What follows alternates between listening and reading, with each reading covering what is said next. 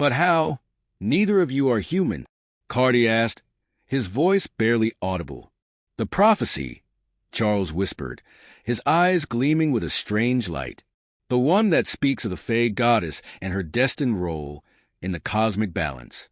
It speaks of sacrifice, rebirth, a merging of destinies. Alice and I, we're meant to fulfill it. A wave of sadness washed over them, the weight of their intertwined destinies pressing down on their hearts. They knew the legends, the whispers of the tongueless one and her husband Yawell, the powerful god who had defied tradition to marry a Fae. Their union, a forbidden love that bloomed against all odds, had shaken the foundations of the celestial hierarchy. It was a love that challenged the rigid laws of their world, a love that ultimately led to their downfall.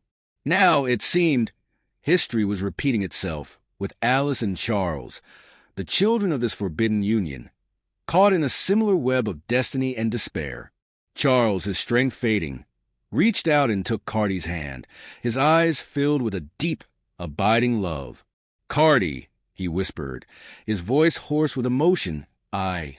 He leaned forward, his lips brushing against Karti's in a tender kiss, a final expression of the love he had carried in his heart for so long.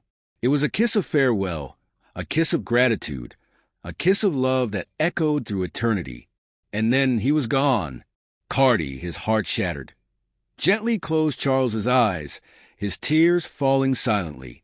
He carefully gathered his friend's lifeless form, his touch gentle and reverent, and placed him within a magical bag, a tear-shaped talisman woven from starlight and tears, a vessel that would preserve his essence until the time of his rebirth.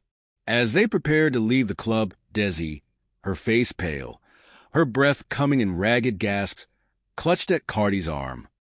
"Karti," she gasped, her voice filled with panic. "Something's wrong." A dark stain bloomed across her white dress, and a thin trickle of blood escaped her lips. Karti, his heart pounding with fear, caught her as she collapsed, her body racked with convulsions. "Desi," he cried, his voice filled with terror. "What's happening?" Desi, her eyes wide with fear, could only manage a choked whisper. "The baby?" Karti, his mind racing, realized with horror that Desi was suffering a miscarriage. He had to get her back to the palace, to find a healer, but he knew that time was running out. He scooped her up in his arms, his centaur form allowing him to move with surprising speed and agility despite her weight. He galloped through the darkened streets, his hooves pounding against the pavement, his heart pounding in unison with the rhythm of his hooves.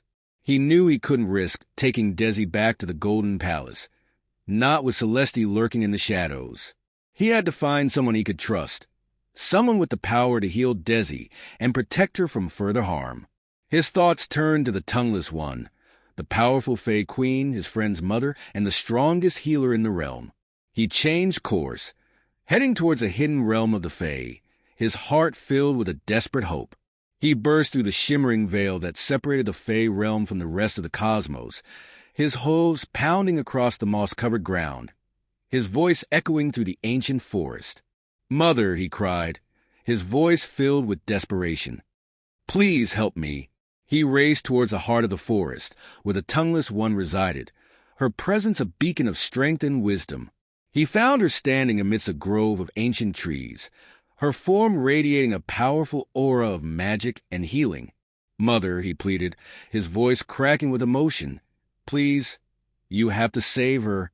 He gently laid Desi at the tongueless one's feet, her body racked with pain, her life force fading with every breath.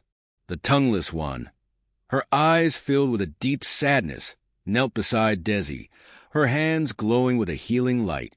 "What has happened, my child?" she asked, her voice a gentle whisper that resonated in Karti's mind.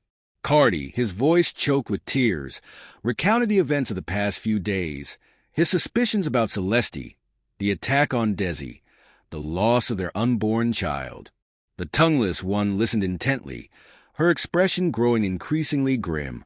"This is a dark day indeed," she murmured, her voice heavy with sorrow, echoing in their minds.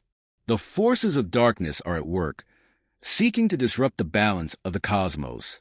She looked at Karti, her eyes filled with a fierce determination.